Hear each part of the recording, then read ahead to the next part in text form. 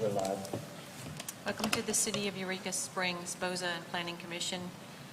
Today is Tuesday, March 14th. We are in the auditorium downtown. We're going to start our meeting with a public hearing. It's a zoning variance at 8 Angus.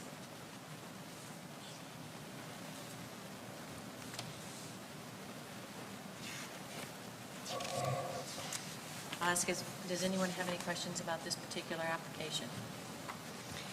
How many letters went out? 12. Did we get any response? I have 5 responses. Anything that needs to be read? Yes. Okay. Do you want to read all of them, or would you like to pass them Sure, around? yeah, I'll share this one. Mine.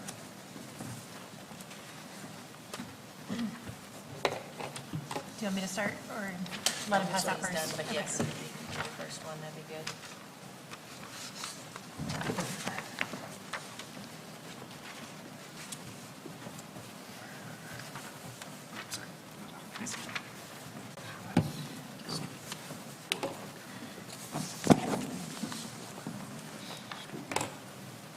And I've also got 2 on public business. Okay, let's do the letters first.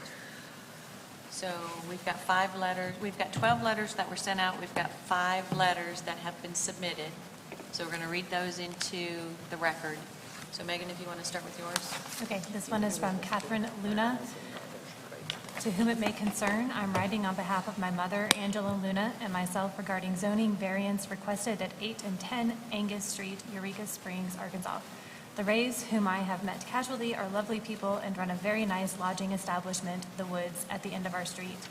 The Woods seems to be well managed and, to my knowledge, has not created any significant problems in our neighborhood. I am therefore encouraged that the Rays will continue to be good neighbors in their next phase. However, I do have some concerns about the variance being requested. Angus Street is not designed well for high density. First, it is not passable during inclement weather and is not treated as most other city streets are when inclement weather occurs. Second, Angus Street is not wide enough for 2 vehicles to pass simultaneously, and due to the incline at the entrance, visibility is very poor in some sections. Other homeowners on Angus and the corner of Angus Street and Wall Street must rely on Angus Street for access to their homes and parking areas. Increased traffic will further complicate access to an area that is already difficult to navigate.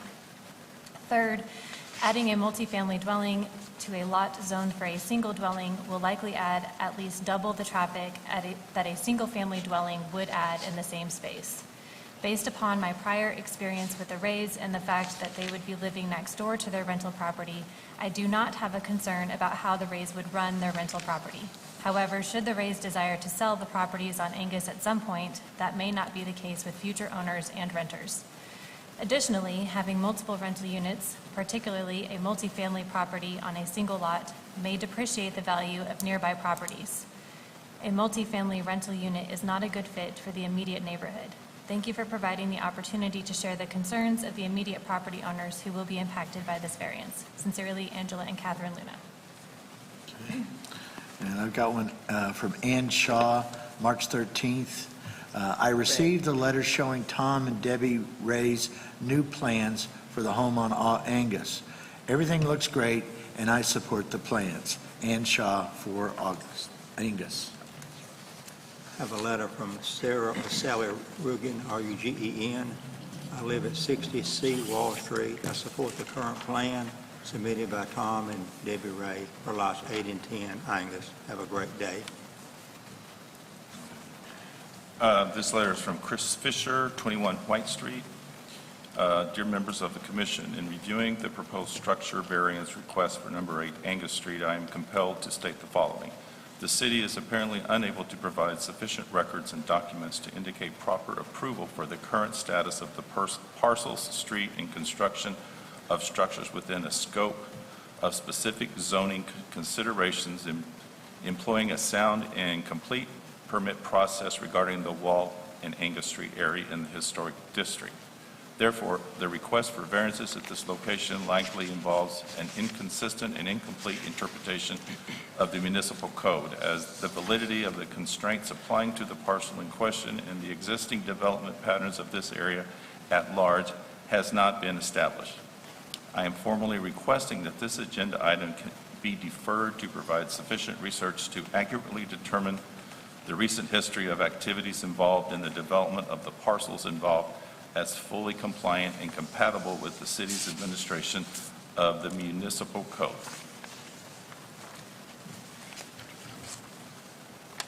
Okay, this one is, Dear Dr. Palmer, we received a second certified letter from Tom and Debbie Ray dated February 28, 2023, informing us of their application to the Board of Zoning and Adjustment for zoning variances at 8 and 10 Angus, Eureka Springs, which include a lot size variance and a building density variance. Per their letter, they are planning to build a duplex for 2 long-term rentals on 8 Angus and a single-family home on 10 Angus for their personal use. In their letter, they also state that both lots will have driveways and will allow parking of 4 cars at 8 Angus and 2 cars at 10 Angus. We oppose all zoning variances applied for by Tom and Debbie Ray and their company Ray Resources, Inc., as they outlined in requirements for an R2 contemporary residential, which Angus falls under, and found that the bulk and area requirement states that a minimum of 10,000 square feet is required per single family / two-family home. 8 Angus is less than half that requirement. A single-family home would be a stretch by this requirement, but we believe a 2-family home would place a significant burden on the street. Angus is a narrow street with concrete blocks at the end.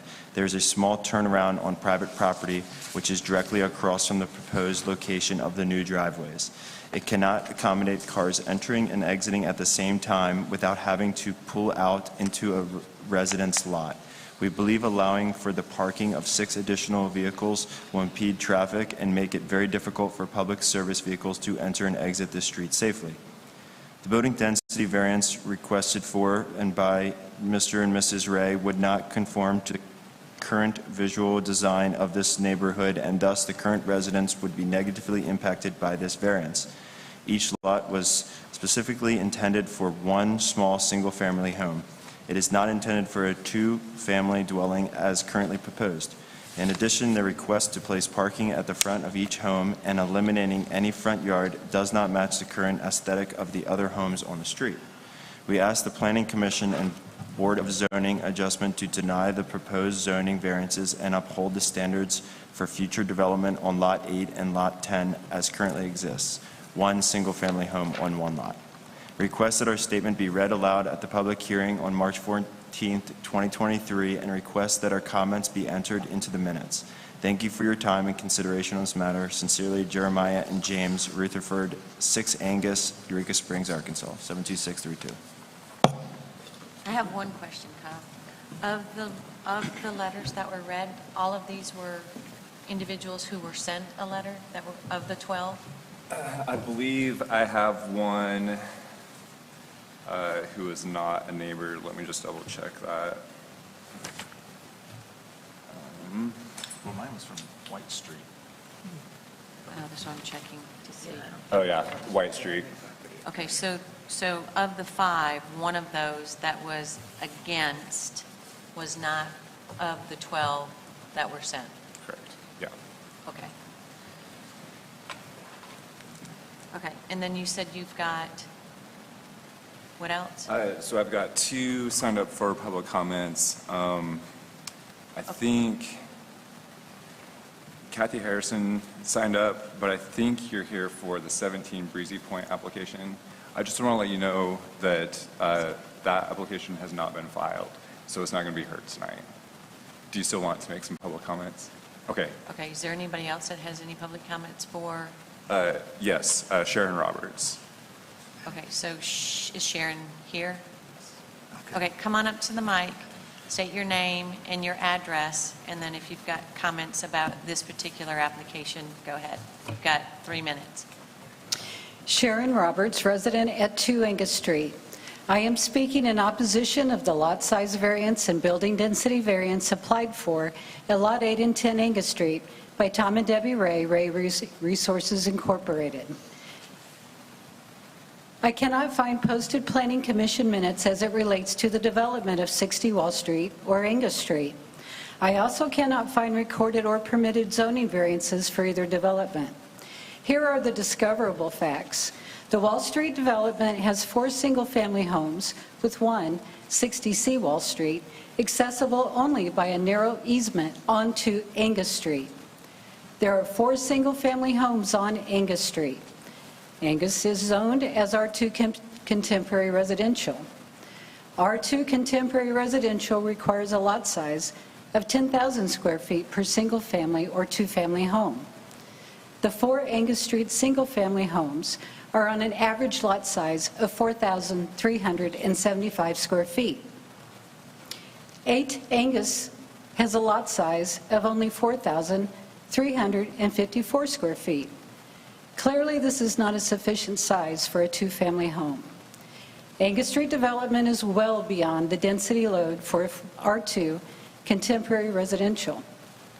There seems to have been some decision in the past to overburden Angus Street by density and lot size variances. However, I cannot find public records of the request or permits. We must now interpret it properly. Angus Street truly meets R1 Victorian residential, which requires a 4,000 square foot lot for a single-family home and an 8,000 square foot lot for a two-family home. Angus Street is a 15-foot wide asphalt dead-end street that ends with large concrete barriers. There is an unmarked pull-in turnaround located on private property.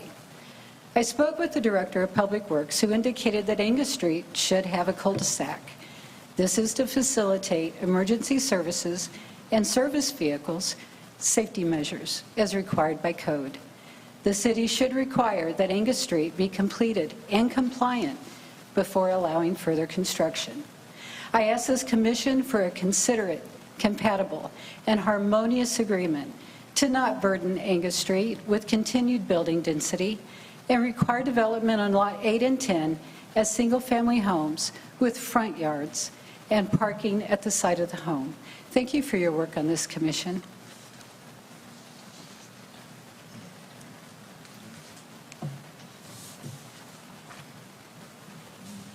Okay, I have a question. So typically when we're doing a CUP, we have approval from X number, a percentage of the neighbors, correct? Does this apply for new construction as well? Well, given that we had to send them out, I mean, there would be a reason that those letters were sent out. Are we opening a discussion here on this? Oh, yes. Okay. Can we? Motion to discuss? Yes. And a second? So my concern is we have the Woods, which is basically a commercial property as a business. And now they want to put residences on that property. That's not the same property. Yeah, the question really is that based on how we've done some of our licensing before, is that when we send out X number of letters, if we've got 20% Right. of the residents opposing, Then that, yes. then we are obligated as a planning commission to not approve. My question is that applicable for new construction? Can I jump in on this? Sure. Yes.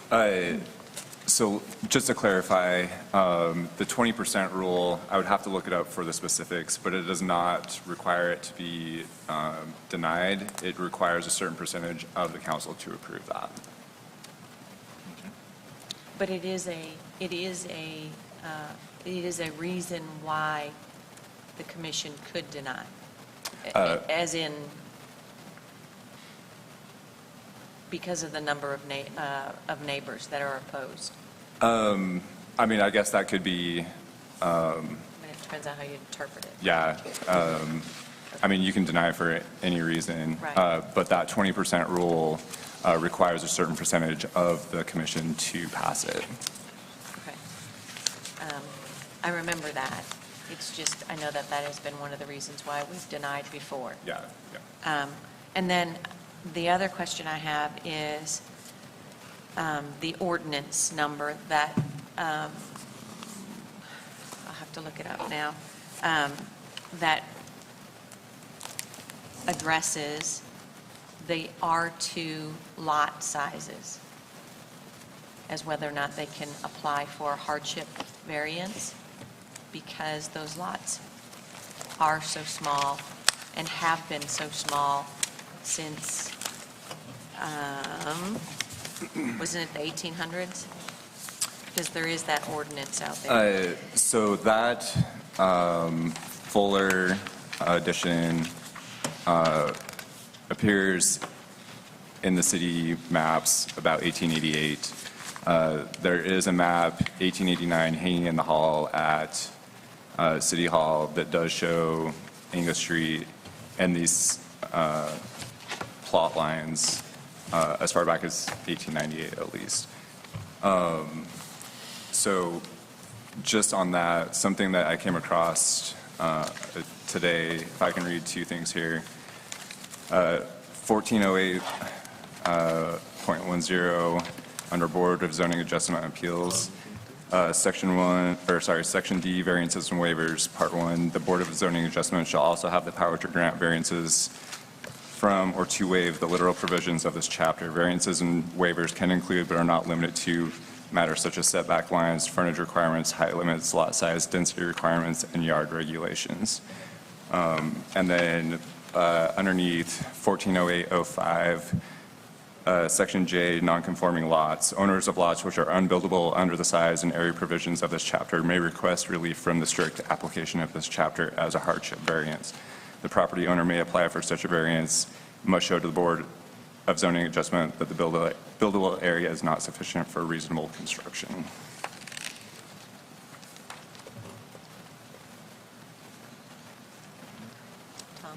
Kyle, is that cul-de-sac on private property? That little cul-de-sac turnaround, is it actually on private property?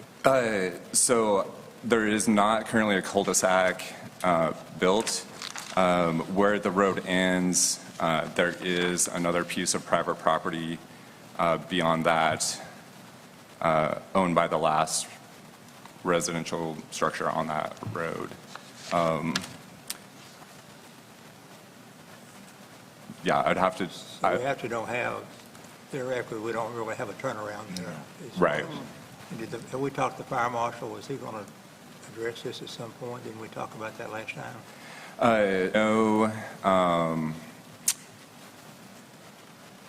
I believe I recall that the Rays did run this past code enforcement and the fire marshal, and they did not see any issues with their proposed design here. With the construction. Right.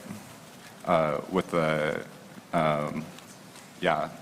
with the construction, the layout on the property, setbacks, stuff like that. The reason I ask, we approved that Pine Crest subdivision a while back, and it had a cul-de-sac, and actually they made them go back and widen it. That's right. Before we approved the final street layout. And I mean, it was bigger than what's there, and then they made it even bigger. Of course, it's not on private property, it was dedicated as part of the street, so theoretically, I guess you really don't have a turnaround on this. If you have a fire, the fire truck, backs down the hill? I mean, what do you do?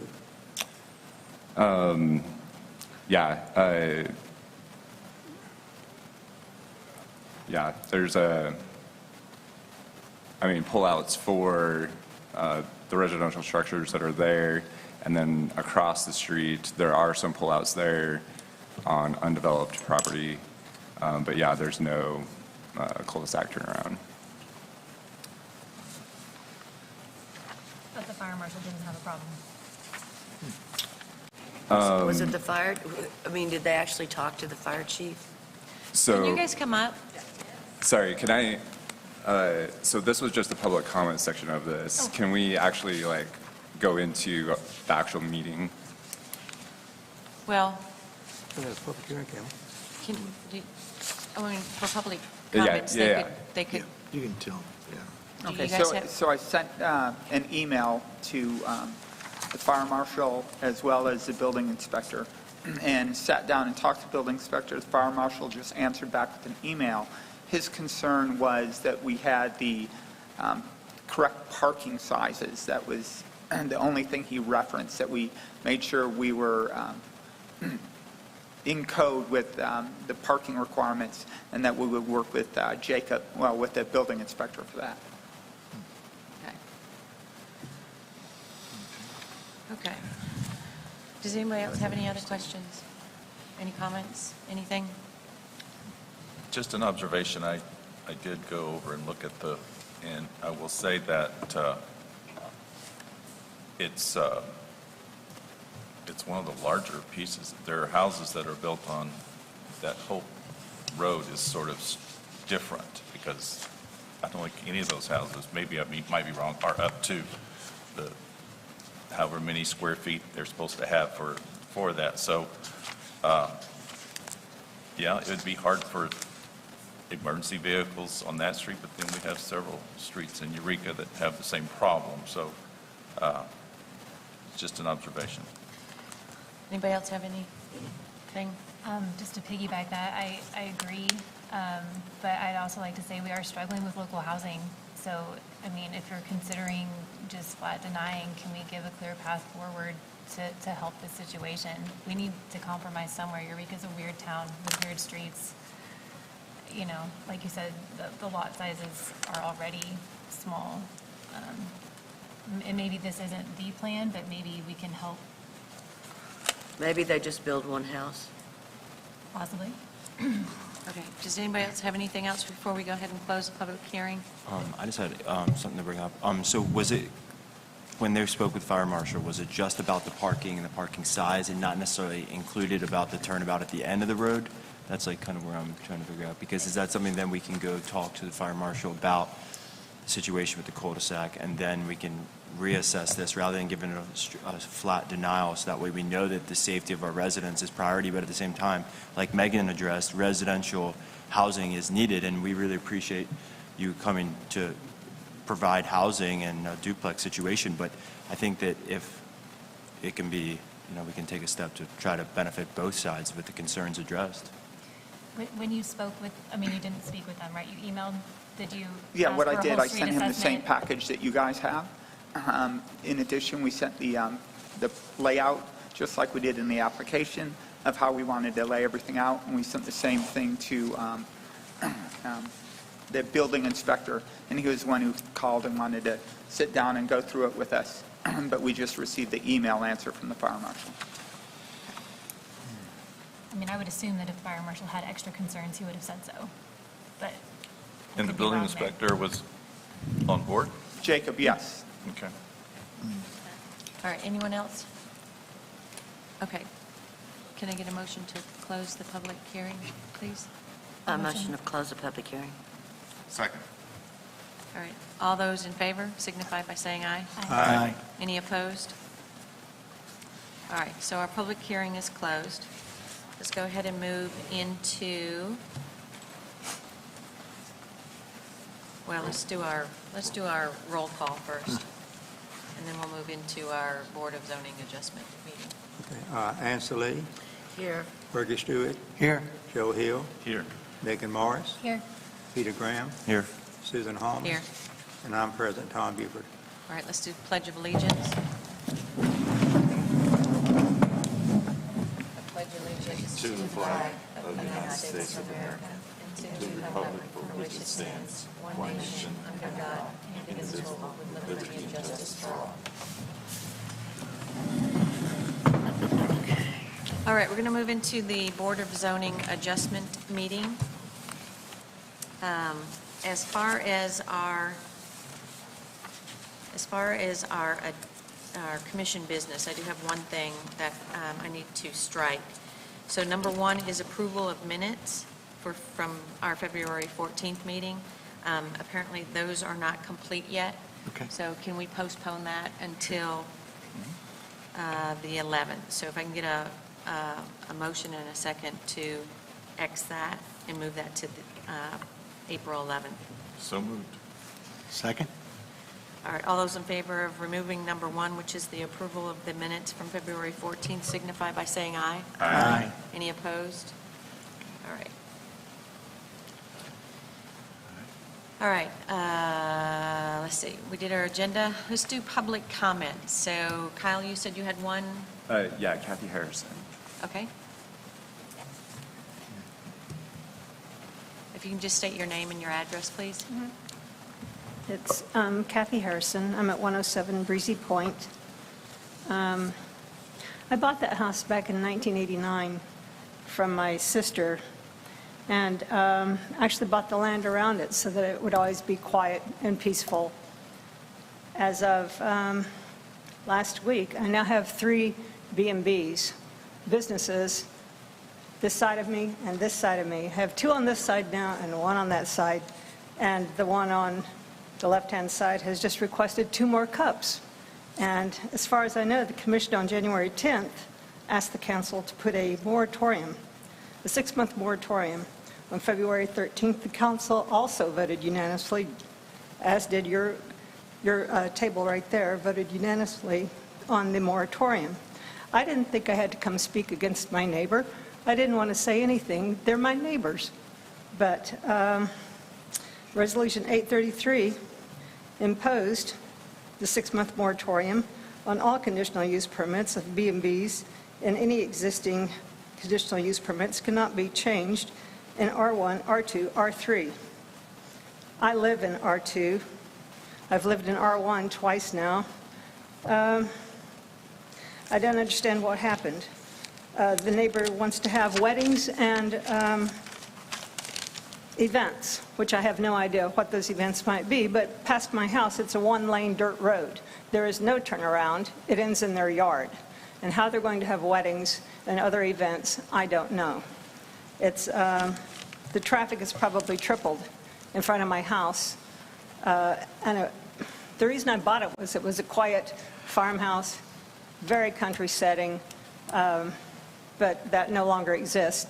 And I just wondered, did you ask the council to repeal that resolution, or how did it stop happening that we have a moratorium for 6 months? That was last month that was passed. This is March, and all of a sudden, we're handing them out, and I don't know why. I didn't think I had to come to protect my neighborhood or write letters. It's, nobody wants to do that. They're my neighbors. But I just feel like I don't see it stopping, and I just really do not want 2 more cups down the street for bigger events on a dirt road that is really narrow. I mean, in front of my house all the way down, it's basically 1 lane, and I don't know how that's supposed to happen.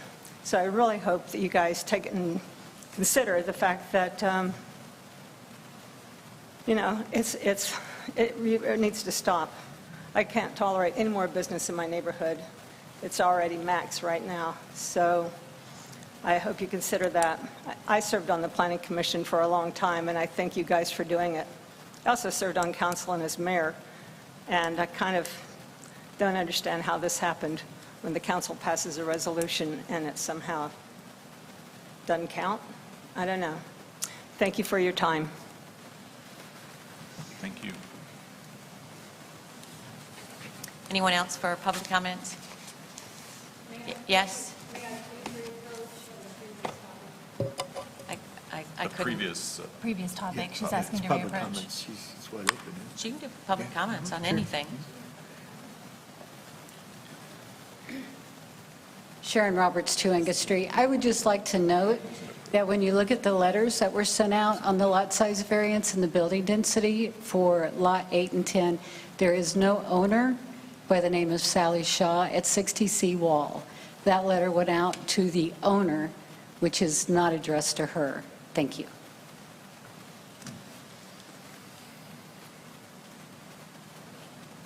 Anyone else for public comments? Okay, we have no unfinished business. New business, zoning variance for 8 Angus, submitted by Ray Resources. The motion to discuss? Make a motion that we discuss the variance at 8 Angus. Second? All right, let's open it up for, let me do this completely proper. All those in favor signify by saying aye. I Aye. Aye. Any opposed? All right, let's go into discussion. Anyone have anything to ask? Any more questions? Well, Any yeah. additional thoughts? Yeah, my concern, I guess, is I think we just heard people talking about overdeveloping and too many things. And at the same time, I am at the same problem, getting more housing in Eureka, but at what cost? And so my concern is, if we had more information, especially if the subdivision plan wasn't fully done, or other things in the roundabout and some of the engineering aspects of housing in this area, and like I think what we heard is visually there's a lot of houses with really interesting plot layouts. So I hate to add to the confusion. I hate to add to the chaos, and I guess so for me, I'm and especially if we've got this many neighbors saying no, they don't want the variance, I'm kind of leaning toward disapproval. I have to agree with you, Fergie. I know we need housing, but, these are going to be rental properties.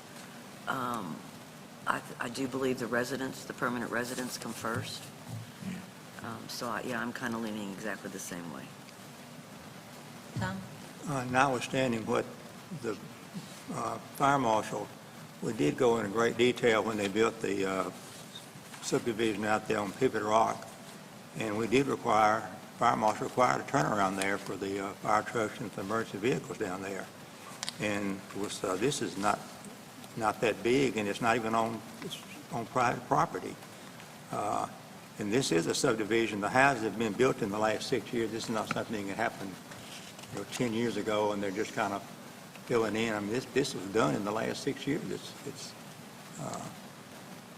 And the street was not laid out. It doesn't look like with the wide enough. It's based on what the subdivision we approved on Pivot Rock last couple of years ago.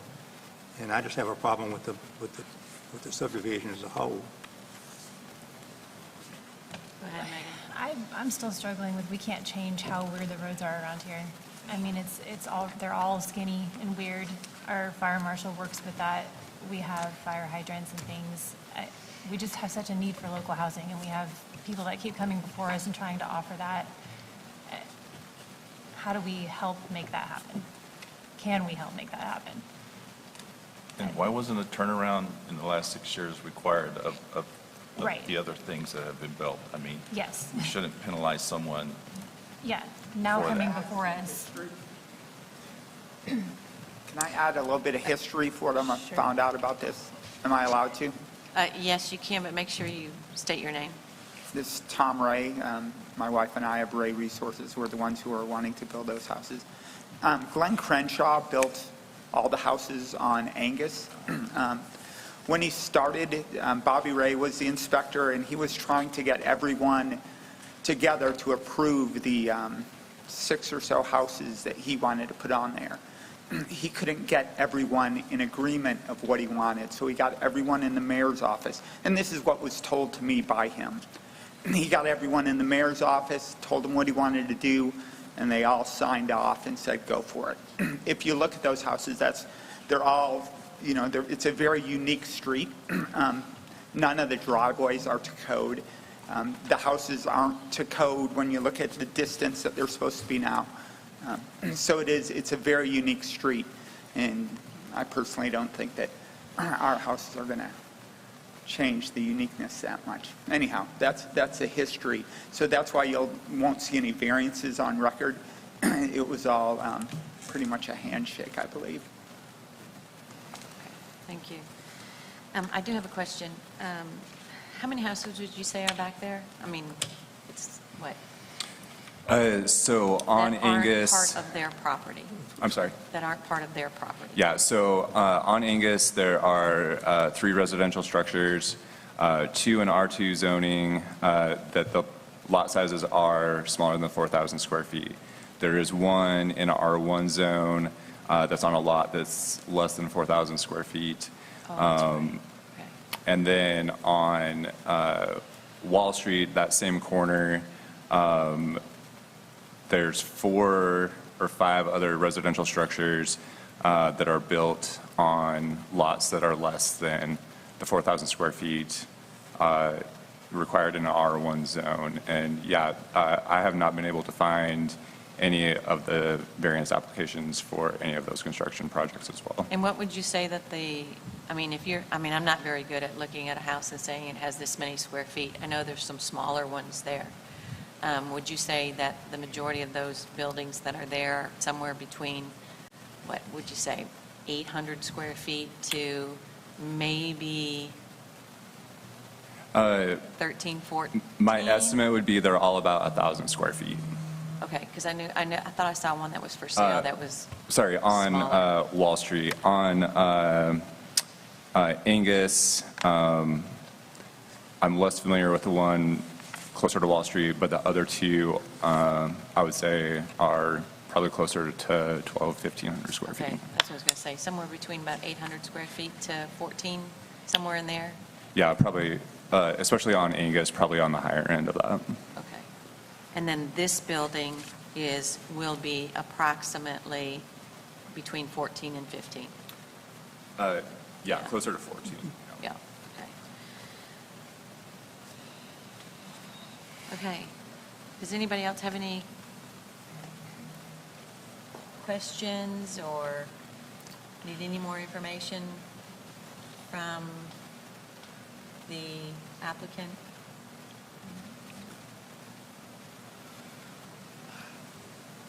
Does anyone want to move to approve? I move to approve the zoning variance for 8 Angus. A second. All right, we've got a motion to approve and a second.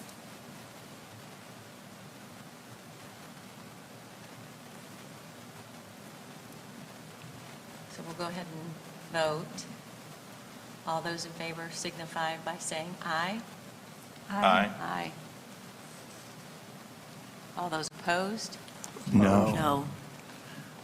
All right, so Kyle, do you know what we've got as far as numbers go? No, can we do a roll call vote? Yeah. Okay. All right, Peter? No. Ann? No. Joe? Yes. I'm yes. Tom? No. Ernie? No. Yes. All right, so it looks like it's 4-3. I'm sorry, what was Tom's? No. No. Thank you.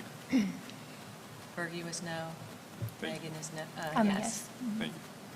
So is that 4-3? 4-3. Okay, so it's denied.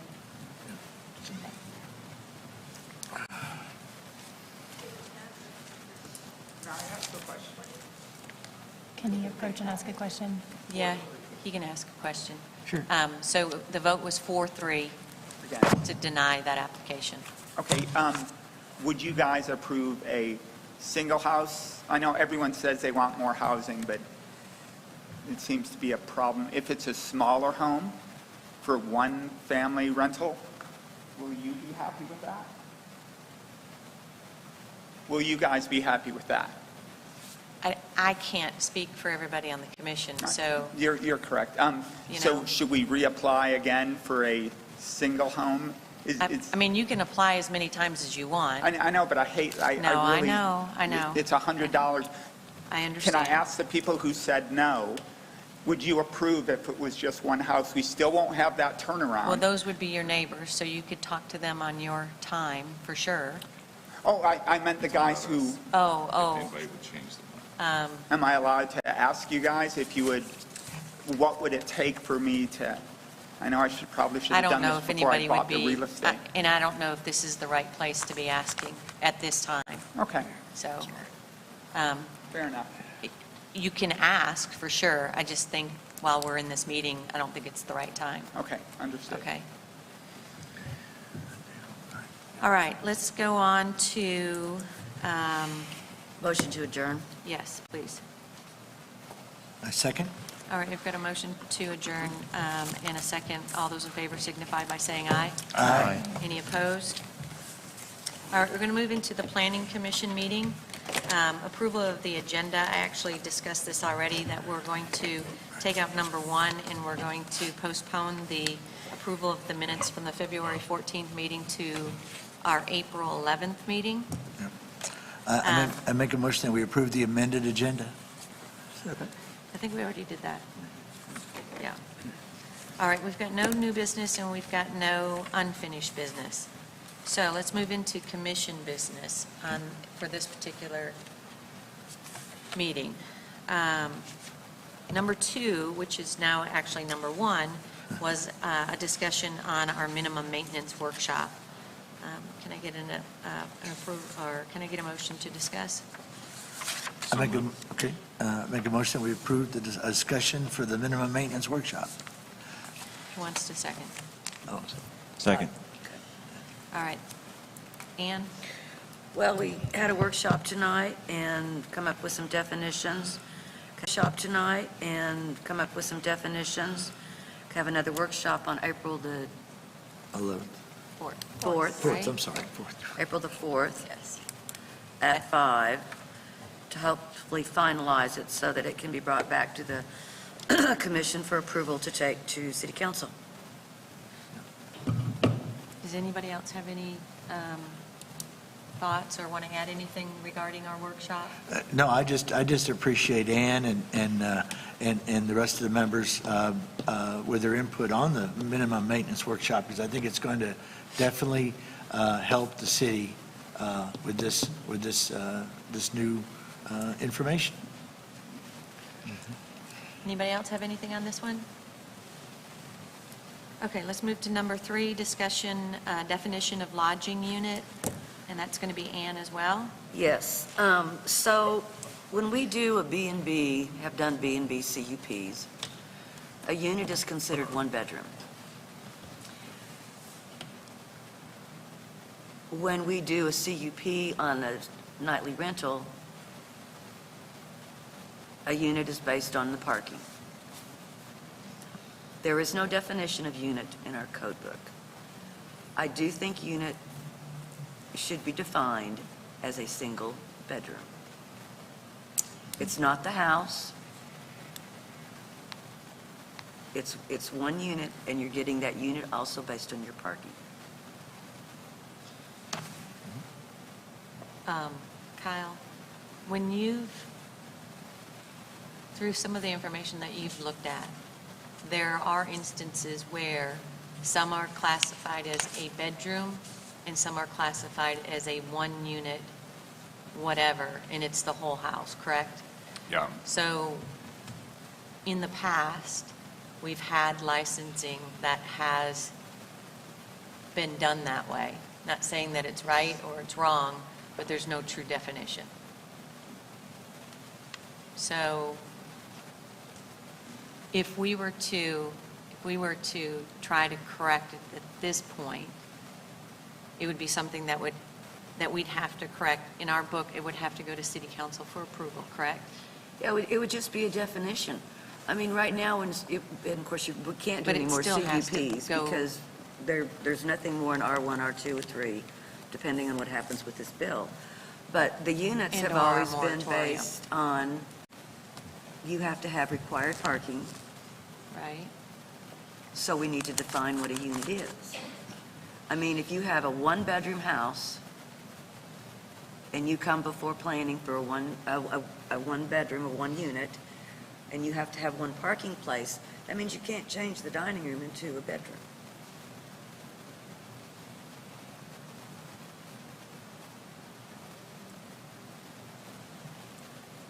There is a house on Spring Street that years ago, the couple decided they wanted to do a tourist lodging in their home. and they got a one-unit to do one-bedroom tourist lodging in their home. They lived there. And they did it prior to when it became a grandfather, and then it became a grandfather. They moved away and sold, owner financed that house to someone else. They rented that entire house. There is no parking with this house. So they went from a one-bedroom CUP or grandfather to now we're renting 3, now you can rent the whole house. And have 5 cars, 6 cars, And have 7 cars when they have no parking. That's just an example of what I'm Right. talking about. I think, I personally, if I had a license, or if I was able to obtain a license for a one-unit, say bed and breakfast or something like that, and I wanted to convert a dining room into one of those bedrooms, I think I should be able to do that, as long as, How can you do it if you don't have the parking? well, if I had the parking. Well, that's it. You'd have to Right. come back for another CUP. Right. It'd be a two-unit CUP. So parking has to be taken into consideration for sure, Absolutely. 100%. I would say it Yeah. has to, because then we're in a pickle on Spring No, Street. I understand about the parking. Yeah. But you're saying I just want to make sure I'm understanding you correctly. You're saying because they live in one room, or they have one room as their bedroom, and they want a one-unit CUP, they couldn't turn their dining room into Not unless they had the parking, and they'd have to come back. right. If they had the But they parking, would they have could to do come it. back. They would have to come back. Yeah, okay. Okay. Does anybody else have any issues with making that definition This clearer than what it Wouldn't is? affect current people. I mean, No, I mean, anything, it just defines that a unit is one bedroom. okay. And so then, if and when potentially a moratorium is released and we hear applications, assuming that happens. Because that's the way it is now with B&B. Which is the Okay, same that we yeah. had on Breezy Point. Remember Yeah. when they were talking about renting the whole place out? And it was we very approved it confusing, for a yeah. 2-unit CUP? Mm-hmm. Because they had 2 bedrooms in that particular. So, yeah, I don't have an issue with it. So it's okay if I draft up some language? Standardization of that's good. You guys okay with Ann drafting? Yep. Okay. And that'll help us when we do the parking, when that's rolled out, the parking ordinance, then that way, then there's transparency, knowing how many permits we give out, and then that way can be reassessed throughout each street when it rolls out. I think it helps make it trans- really clear too, Yes, for people potentially looking at doing a business. It Right. will help. I just wanted the clarity with, Well, if, let's say everything stays the same, the CUPs that we have and the grandfathers that we have now, as long as they stay in compliance and are Right. good neighbors, those are transferable. right. So, okay. Okay, next item that's on our list. All right, let me ask you a quick question, though. You're not going to be here at the meeting for the 11th, so we won't see this until May. Oh, I can get it to the meeting for the 11th, and you guys can discuss Okay. it. Okay. Yeah. Okay. All right, if you want to do that, then that'd be great. All right, so we're going to go over to the wish list, and I know that we've got quite a few things on this list, but what I was hoping we could do, if I can find my paper now, what I was hoping we could do is we could prioritize the items that we think we can, I mean, obviously, we're already into, we'll be going into our April meeting. But what items do you all think are the important ones? I mean, I would love to be able to get the entire list done this year and actually have it presented to city council if that's the step we have to go on that particular item. I know we just added an item to that list, which was inspections on long-term rentals. But I also want to make sure that we've got these items correct on this list as far as who asks for them and if we have them written on here correctly based on what you were requesting. I don't really remember having any depth of knowledge on housing grants, so I'm not sure if I'm the right So person maybe we to didn't do that. write that down right. Maybe. So- I was there at the watched city council last night about grants, I mean, all. I didn't say. Okay, so let's start with number one. We talked about website updates and planning educational workshops. Any updates to the website, which was the planning.org site? Not yet. Okay, so I know some of the things that we had talked about, this has been a while now, because this was what, January that we talked about it? So we talked about making sure that our planning website address was on the city site, so that if anybody wanted to reference and be able to find our applications and forms easily, they were on what's our website? Planning, is it planning? ESplanning.org. ESplanning.org, okay. I knew I was missing the first two letters. So putting that website address on the city site so that if anybody has a question about forms and whatever, they could find them easily on our site. Updating our site so it had our meetings and everything listed on there, which I know it doesn't currently. And then being able to put some educational, I don't know if we want to, I know everybody talked about having educational workshops, Right. but is that something everybody still wants to do, or do you think that it would be more beneficial to have it on our website? As far as blogs or informational? Yeah, like we've got, this thing, I mean, like this little news thing, right? Like that, Right. yeah.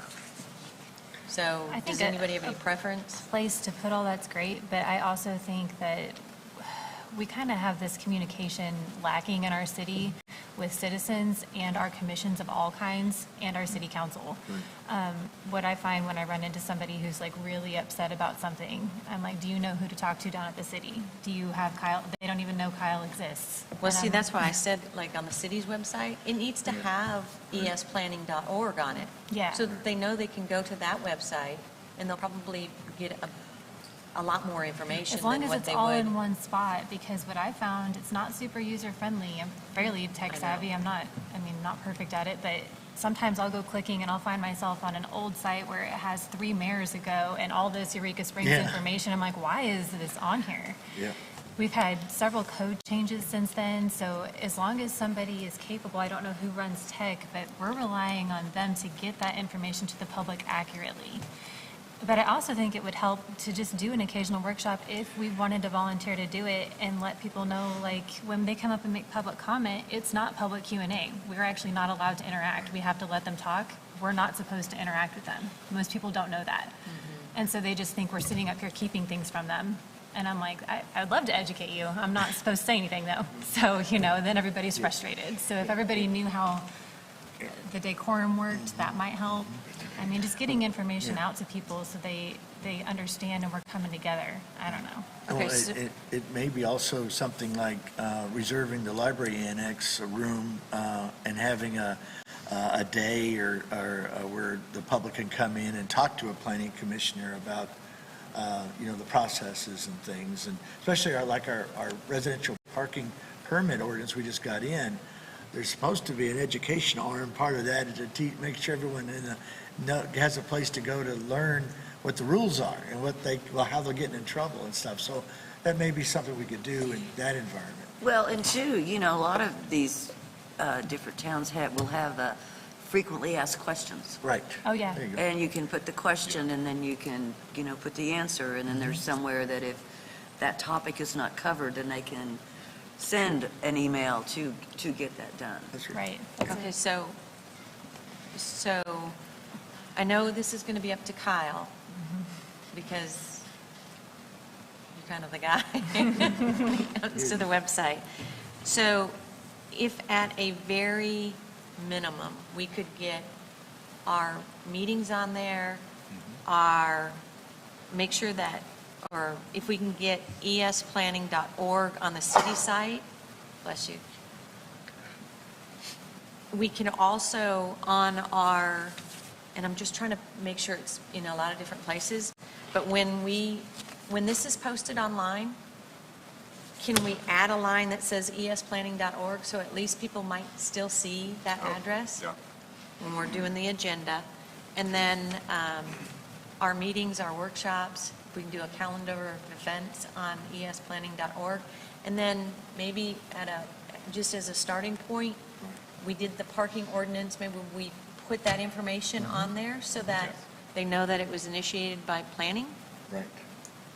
I mean, and maybe once we get done with the minimum maintenance workshop, we put that information to say that this was updated once it's been voted on by the city, so that at least we're current on what we're working on. And I would, we're all asked questions. Write those questions down.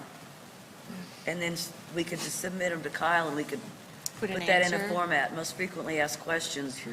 And then could go to that, and maybe that would help them. Okay, so I don't want to say FAQs, but, I mean, you can just label it as that. And then any ordinances that are approved by city council that we do during the year, I think we should have on our site as well. And maybe like effective dates, per that public commenter, effective date of an ordinance voted in. I think it has it on the ordinance. Does So it? if you Okay. just scanned the ordinance in, it would be signed, and it would have a date on it. I think all the ordinances have that. I'm pretty sure they do. Because it has to be on record for that date. Yes. So. Could I just say that there's a very long list here. Yeah. I and know. Well, my point is Let's that, not talk about each one. that maybe we need to prioritize either, That's like, what I- our pick, the top 3 or 4, or however many you think, but I Okay, think well, go ahead and that, take a look at the list, and Yeah. we'll go with each one and see what you think. I personally think the website needs to be, Yes. I mean, I think that's a I big think one, that's just to number make one. sure there's more I think information out that's- there. I agree. Okay, so who's read through the list already? Joe, you want to do yours? Which ones well, do you think? I haven't had time to Oh. prioritize. Yeah, well, on number 10, that can probably go to the bottom, because number 10 won't happen until we get our sidewalk from the community center to Planter Hill. And I can't seem to get anybody in Public Works to give me a start date, even though they've had the money for 4 years. And that drives me crazy, So but, you're willing to postpone that one? yeah, postpone, because I can't put her, without the FEMA grant, that's not going to happen, and the FEMA won't do it unless there's sidewalks in both directions. So I'm stuck. That's stuck. Now, that doesn't mean that you can't Oh, work on these yeah. things I got you. outside of that. I got So, you. all right, so the one that we added today was inspection on long-term housing. Right. We can combine these. Joe, this one says enforcement and housing grants. I think yours goes with mine, which is residential incentivization, and I can research this itemized, like adopting extra codes, and we can combine that all into one if you wanted. Is this for inspections So- on long-term? You can inspect, 4 and 12? yeah, because my residential incentivization is to incentivize people to go back to long-term by giving them grants or something like that, as long as Okay, they so bring how do their we want properties to up. combine that? What do we want to call that?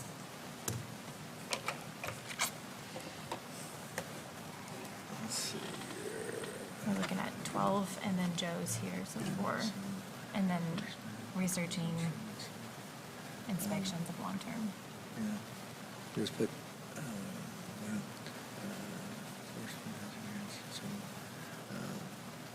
You want guidelines? Do you want, We could do like, yeah, I think enforcement, maybe enforcement or like, guidelines, and then I don't think all of it's incentives. going to be enforcement. yeah, it could be like, it could be like zoning, Okay. zoning assessment incentivization. So it's like, then that way that combines residential and commercial, because technically we're dealing with R1, 2, and 3, and Yeah. C, commercial. Would Yeah, you that's pretty say good umbrella. zoning assessment? Yeah, it was zoning assessment incentivization, which is in number 12, sorry. Okay, that's okay. No, you're doing I'm great. bad under a microphone. You got it, you got it. I agree, that's great. I selfishly think that's somewhat important because everyone's concerned about the No, Senate bill. So if we pitch something and we incentivize owners, I'll get to that in a minute, whatever. We'll move on for the moment. Okay, code updates related to dwelling types within R1, R2, and R3.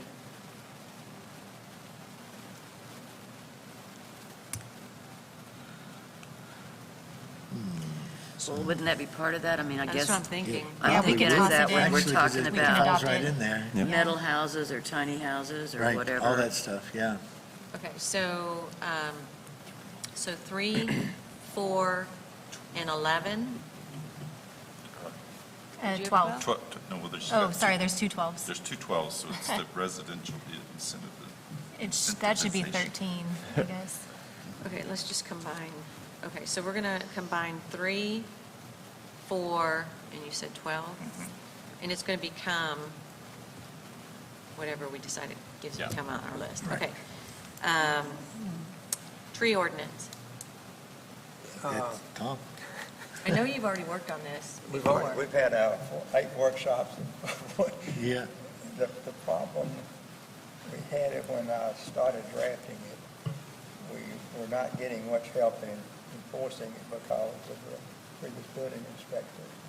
So I had a lot in there that put stuff back to us because we weren't notified when trees were being, couldn't cut more than 10 trees. So he would do, 5 trees and 5 trees and side the trees and all was up in dispute. So I could probably go back and take a lot of it out now that makes it more streamlined and get a rough draft again, and have another workshop on that. Because, like I said, we just had a real problem with enforcement before. Yeah. Well, I would say if there's something on here that you really, really want, I would say continue to, I would go ahead and look at it and Okay. update it. Yeah, Because okay, we can always put it on our agenda. Yeah, and So the that we mayor can- stopped, mayor twice, a couple of times in the last couple of years, asking where it was, and it's really hard to have a workshop, with the pandemic, up here and the people down here, and so I kept, I just put it off, but now I think you're correct, I can go down and look at it again, and I copied some out of the Fayetteville ordinance, and since then, they've had it in place 4 years now, and they've modified theirs several times since then too, and made it simple. So I can go back too, and some of the policies we got in Fayetteville, we make it, look at what they've done and simplify that too, yeah. Okay, and then number 6, was that yours too, sidewalks? Yeah, now, Yeah. the reason I've got sidewalks on there, we've got, as you know, a sidewalk ordinance. And several years back, I worked with the mayor on the sidewalk ordinance, and, it lays out what you do if you don't repair your sidewalks. Well, again, we didn't have anybody enforcing it, so nothing got done. And we had a problem with how you interpret, that was mainly, that's in the historical district. If you're going to, down Spring Street, there's sidewalks, there's a street, there's a curve, there's an area there that's got trees that belong to the city, then you've got a sidewalk which is maintained by the property owner. Well, when I was discussing with Bobby Ray, he said, well, we can't do anything because we can't cut the trees, and the trees are there, and that's public property, and so you can't fix a sidewalk unless you do something with the trees, because the trees will push the sidewalk up. So we've got like a catch-22 position.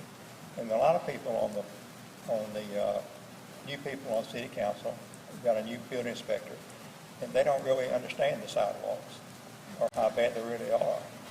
And as an example, last year, there was a 71-year-old man walking to the VA in North Little Rock. He tripped on a half-an-inch gap in the sidewalk, sued the VA, which is not easy to do, sue a government. He was 71 years old and collected $821,000.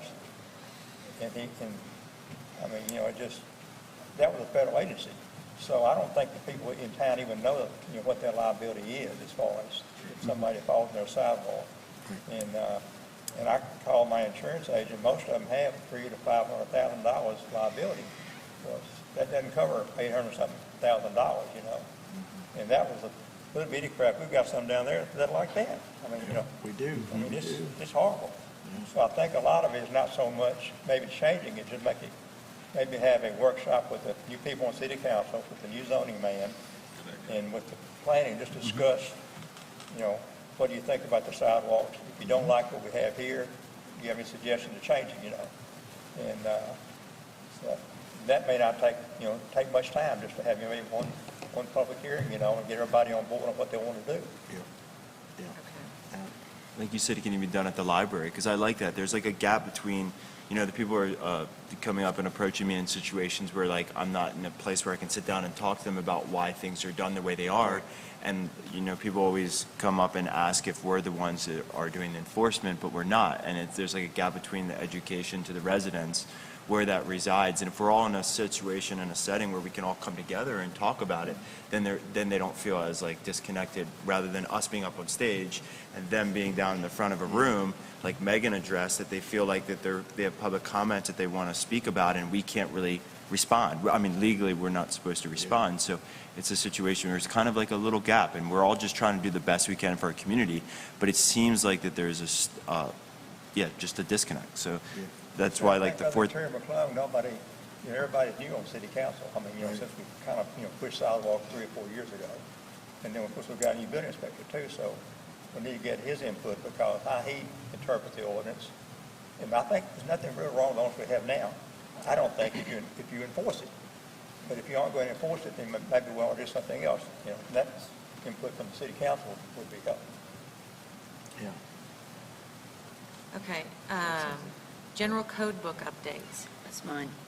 Okay, and we're kind of doing that now? We're kind of doing that, and I need to get with Ida because I have copies of all these ordinances that have been passed. Some are in the book, some are not in the book. So I'll get with her. Okay, the last two. And does that include codification? Because I know we talked about that. Yeah, so Okay. I've got to, we'll get with her on that. Okay, Fergie, I think the last three, well, the only other one I had, there's three on the bottom that were yours. Water sewer permitting. Right. Water testing Right. requirements, water retention ponds. Yep, You said yep. you would postpone. I the- postponed 10, the Yep. water retention. The, water testing requirements, which is kind of interesting because there's already a state thing in there as far as water testing. We're talking about the springs. So the parks used to do that, but they're not doing it anymore because they gave up because no one seemed to care. They had a springs committee and they were testing it, and publishing, and then we put signs out. The Parks Department actually put signs out saying, don't even touch the water. But the mayor made sure they were below ground. You couldn't see them from the street. You had to walk down to the park to see them. So that water testing thing should go to our new code guy, I hope. I mean, you would think that part of that is the sewer. So sewer and this water treatment goes together. We have about 20% above the Basin Park that are leaking sewer lines. And it's raw sewage. I mean, it's not even, we're not talking, and every time I bring it up, when I brought it up before, I got told to sit down, shut up, and don't ask again. And so what's interesting about that is that we could fix it, time, by having an ordinance written that if you sell the property, you have to have your sewer line tested. Right now, they don't have that requirement. You need to make sure it's not leaking. Right. So there's a sewer line testing requirement, and then eventually that water testing thing will take care of itself because there won't be raw sewage going into our springs. So that's what's going on right now. And literally, gosh, I don't know, decades have gone by with this happening, and so somehow there has to be something. We've got to innovate or get the city council to agree that that's a great change, and to have sewer treatments as part of a deed change. Well, I wonder if that doesn't go into the assessment. Would that go into the assessment? It could be. Into what assessment? Well, that's on long-term housing. Well, you still have residents that plan on being here for 20 years or something like that, Yeah. and if they're not ever enforced to fix their sewage, Yeah. we have a big How problem can you for not know, decades. how can you not know that? That your sewer's leaking? Yeah. It doesn't They charge don't care. you for It just that. seeps They don't into care. the ground. It could be in the ground and just It's seeping out. basically, there's an old cedar trunk pipe that was used as a pipe, and it's cracked or something screwed through the Yeah, pipe if they you have. never have an issue and with it, leaks. how would you know? Yeah, it goes past all the in It the might be a house. ground. tiny leak, Yeah. and then probably when it gets to be a big leak, then you probably have a big issue, but you wouldn't know. And yeah, that's when you get into concern about like approving more buildings being made, increasing the septic lines, and Which is Right. the water sewer. Exactly. Getting the sewage Capacity. water You're situation. putting, So- you're putting so- undue pressure, you're putting more pressure on them. Exactly, putting more Yeah, pressure, so as- it's hard for us to As part of that, I did meet move the new forward. Public Works Director, Simon. We sat down and I talked in his office a little bit about what my goals were and some of this, about, as we're, what is our capacity now? What is our future capacity requirements? And he said we'd have to have another meeting, but he wasn't ready with that data. But anyway, that's something that I'm concerned about as we approve Well, we more also buildings. don't know where pipes are. We Right, have we don't, yeah, no well, mapping. we had a lot of good mapping done by the contractor that fixed, they had, 20% of the pipes were leaking. They Yeah. hired a contractor, and they fixed a great deal of them. So the water loss in the city has been reduced by millions of gallons. And so it's saving a lot of money. I think that's why we're over budget right now, is not a lot of, the tourist dollars are coming in, but we're not paying that amount of money. Matter of fact, the one sad part about it is because we're not losing all that water, we're not getting a refund from the water district anymore. But our bills have gone down a lot for the city as far as Well, water would you say usage. those two would be combined together? I think those two could be combined together, absolutely. Okay, so if we combine that, what do you want to call that? Just water requirements or How water? about water, yeah, Can we do a water workshop? Can we call it a water workshop water with the workshop. city There you go, council? water workshop. I'll give I you want to that. ask them if we can use taxpayer dollars to just start fixing pipes for people, because there's pipes everywhere that are collapsing. Yeah. Okay. Systematically going through. If we could get with city council and say, if we're over budget, why can't we start working on this?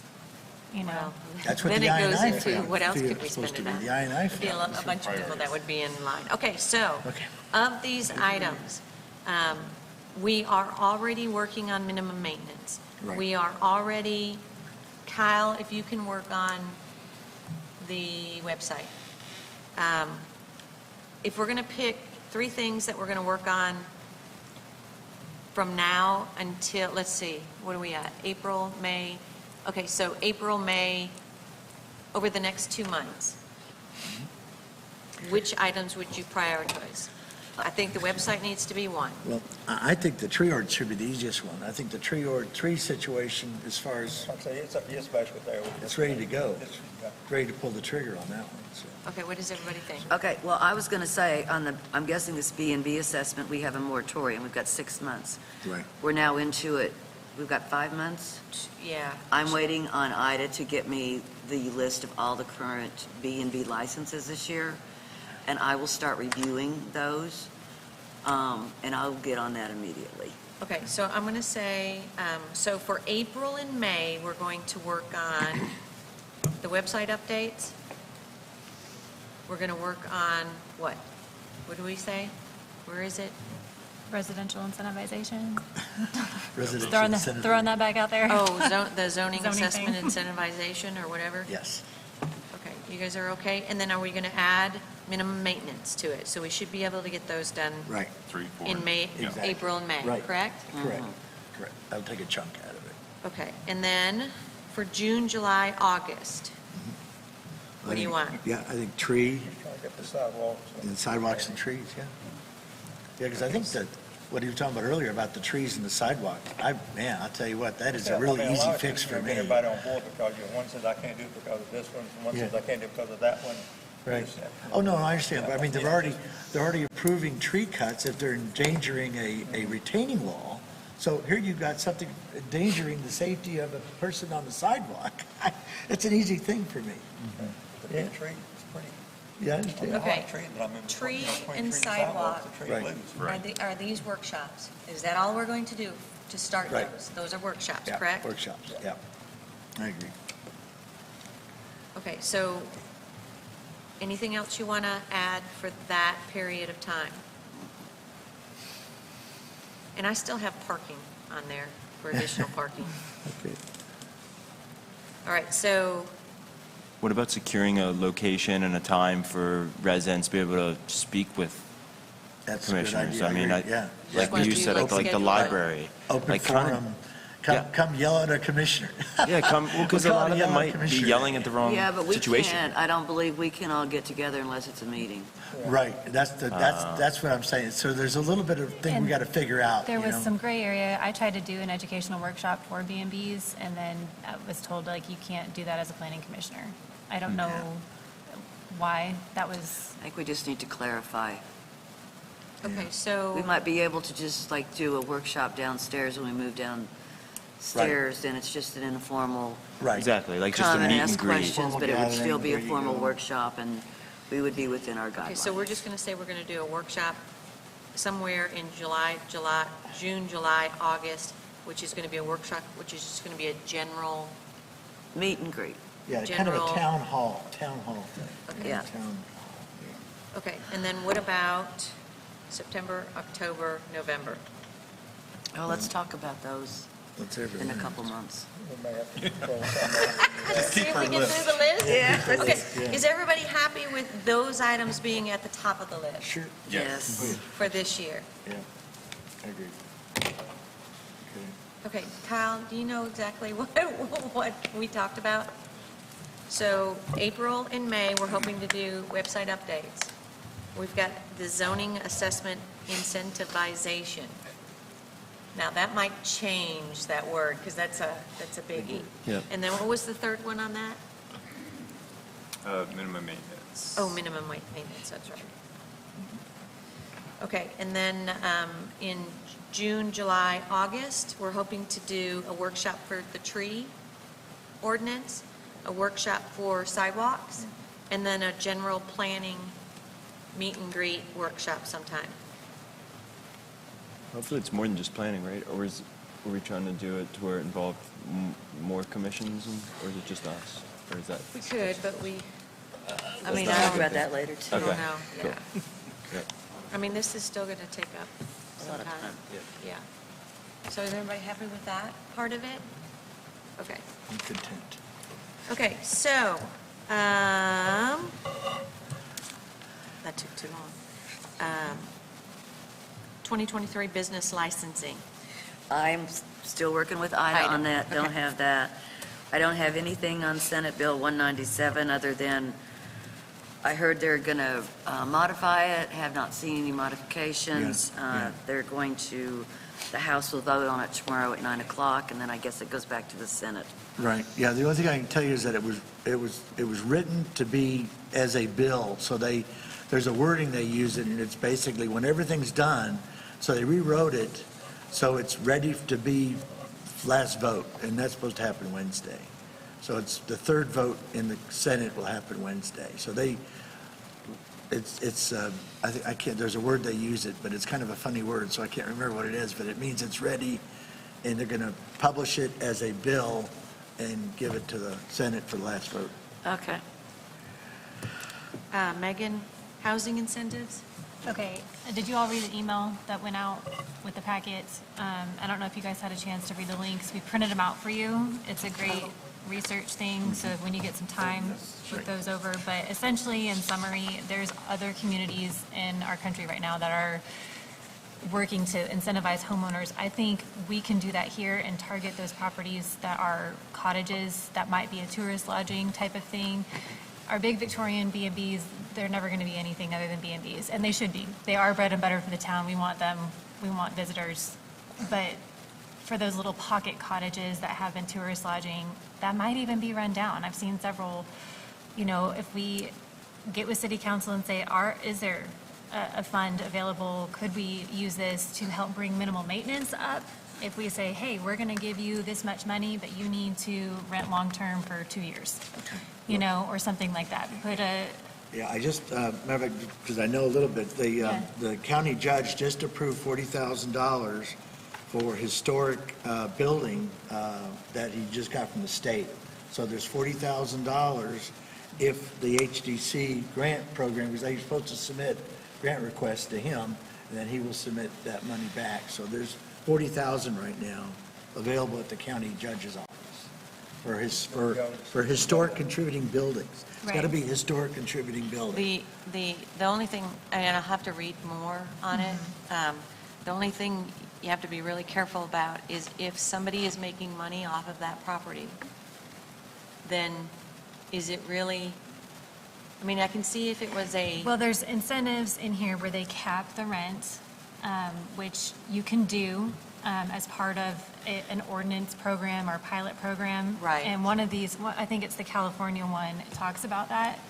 And I can find more references to other cities too. I just didn't want to do like 20 hours of Yeah. research. But I mean, that would be my only thing. right, You it have would to be cap very it for careful. low income or not allowing them to profit off this. Exactly. Like, part of it would Right. be, yes, you're going to pay your bills on this, and you as a homeowner are going to benefit, but it's going to keep it from skyrocketing monthly rental prices, so that our workers downtown who are making, $10 an hour can still afford Right. to live here. So Yeah. it's a win-win, That- but it that- helps that makes beautify more the city sense. because we need our properties looking more pretty. And we can say you have to use these funds to help. And then you can decide when to give it out too. Another one in here referenced, you don't get it right away. You apply through the program, you get a renter in place, they have to prove that they work in town, they can't be somewhere else. I've also had that happen where I've seen local workers displaced because somebody in Holiday Island wants a place to watch the parade. And so they've taken a whole rental, Yeah, I've heard because that. they want a parade house. Yep. Yeah. It's believe it, that's a true story. The house on It's true. Orange Street a couple of years ago, the people bought it, they lived on the Kings River 20 minutes away, but his wife wanted a house near downtown Eureka. Right. Yeah. And technically, you can buy a property if you want, but if you're going to take a rental away from somebody who needs it, I think with the incentivization program, you get X amount of dollars to improve your property or, whatever, but you must rent to a local. They need to prove that they're working here, living here. Okay, so this is a wish list item, which we did not discuss on this, here, On what? on our list, right? But no, that's the incentivization. Isn't that part of? Oh, we're just going to wrap it into that? Yeah. Okay. Yeah, that All right, is I just want to it. make sure. It's the Yeah. bed and breakfast Okay. incentivization. But it kind of goes with all this other stuff, like Joe's minimal maintenance and other things, bringing things up to code for safety. We can require, we're giving you these funds, you have to be in XYZ code compliance, and you will be inspected. Yeah. I mean, the city can do a lot of different things. It just has to be legal because Yes. it's tax collections. Yep. And, you just have to be really careful with that. So, Right. but, I mean, it's worth pursuing, at least looking at it to see if, I think using other cities' examples and then getting with our city council and saying, how do you guys think? What well, do you- yeah, it'd have to be voted on by city Right. council to add that. The advantage of that deal is you say it has to be affordable housing, you set the rents, where these other people say, well, I've got affordable housing, well, Right. I no know. one way enforce it, I mean, what is affordable housing, And, Right. but that would have to, tie it down to a specific number. You could, and not every city does that, but that's something that Eureka could look at, which is why I was talking about the Play-Doh ball. You can use all these examples and say what works for Eureka. Right. And mold it into what fits everybody's needs. And then it would be optional. If homeowners didn't want to do it, then what's the harm? They can just say, I'm not doing that. Okay. You Even know? if we get a couple, it's better than none. Right. That's right. And it would be optional, so people wouldn't feel like they're being forced into certain, they'd say, hey, I have an incentivization. Kyle, I almost forgot. The guy you talked to. Yeah, I had a realtor come into my office the other day. He has a piece of property. He's trying to figure out what he wants to do with it. I had mentioned to him Megan's idea of looking at incentivization for residential, and he got excited about it. And then he asked, is that something that you do for like a multi-unit property? And so, yeah, I Well, think we've that would be talked part of about the conversation. before, if with the, there are certain things the city can and certain things they can't do, right? But, things like water hookups and different things like that, it's done in other cities, so can Eureka, what do they have available to them that they can, No, yeah, very little. I know there isn't much. Well, I got involved, I think, when Derry Hollis got 7 lots down there, put in 94. The town of sewer line would pay an impact fee for sewer line that's been there since 94. What have you been used? But one house, 7 lot subdivision. Right. So, yeah, you just get, you know. So I think it's just a discussion probably that needs to be, I mean, it needs to be obviously a workshop of some sort, but to find out what the city would be willing to do and they may not be willing to do. And, you know, it's just like with everything else. You might have this city council in place, this for 2 years, and then you'll have another one in 2 more years. That's right. And you might get a no here, but you might get a yes here. Yeah.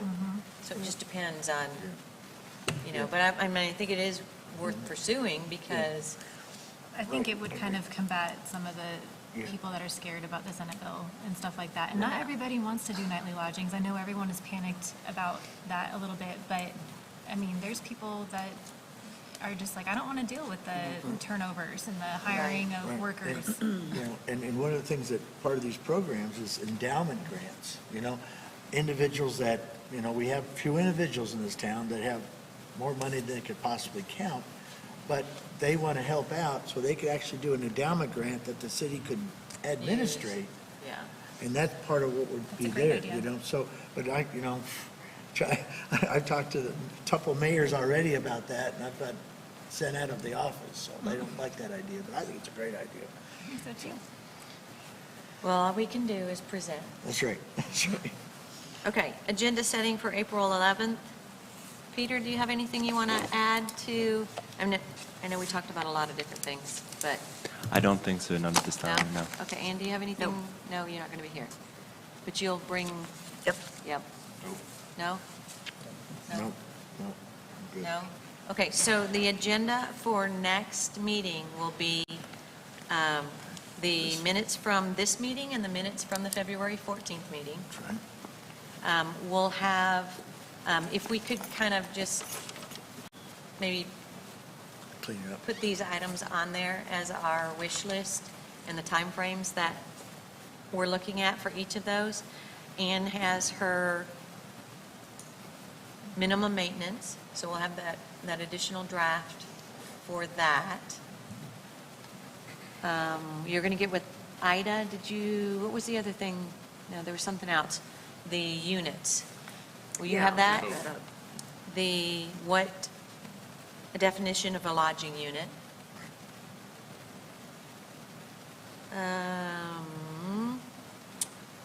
I guess did I skip over business license checklists? Yes, you did. Can you guys look at those business licenses and review them? Will you put it back on the agenda and then we can, That's Just what kinda- I've been waiting for Ida for, to look at those. to see if there's anything she wants? No, to see that if you have a tourist lodging, that's what your business license says. Right. Okay, but I also asked for any of the licenses that come through here if we think anything needs to be added to them. Oh, So like if okay. somebody is applying for a CUP, does it have what we want on that checklist? Okay. For the application, like For the the process? application, they yeah. come- Okay, So like a tree cut for a CUP for whatever. okay. Are those forms Okay, correct those, I for think those forms are 2023? attached They are. at the back of our Yeah. packet, but maybe we could hold off on that. Yeah, no, that's what I'm saying, put it on our next Okay, meeting. yeah. Okay. So, but I'm just saying, for 2023, are those applications what we want them to be? Right.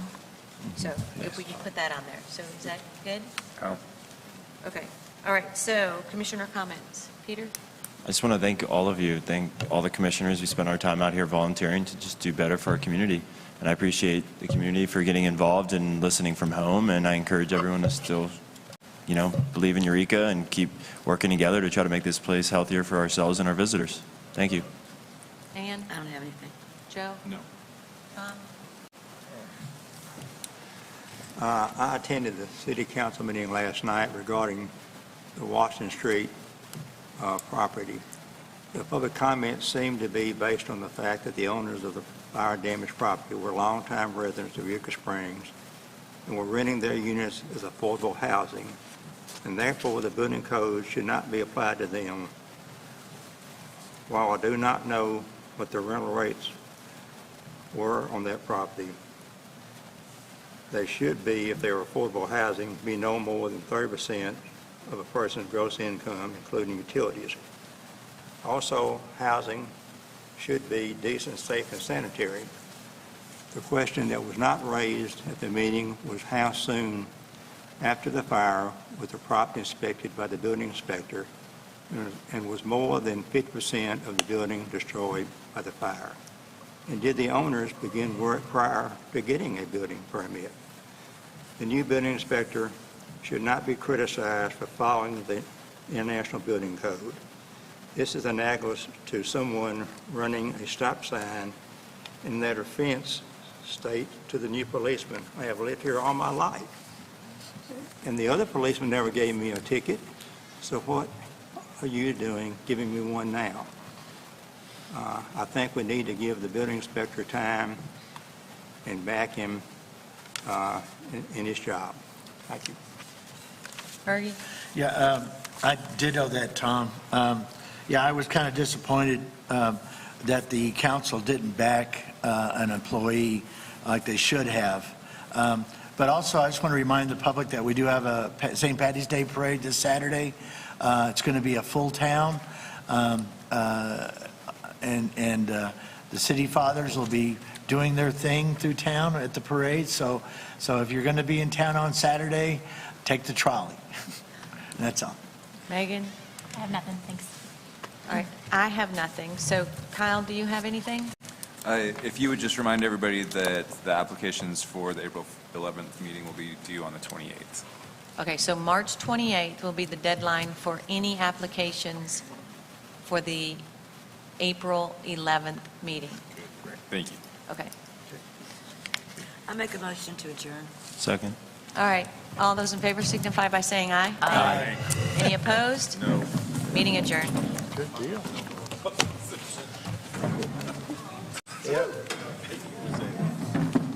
Oh, my goodness. See if my legs still work. Oh.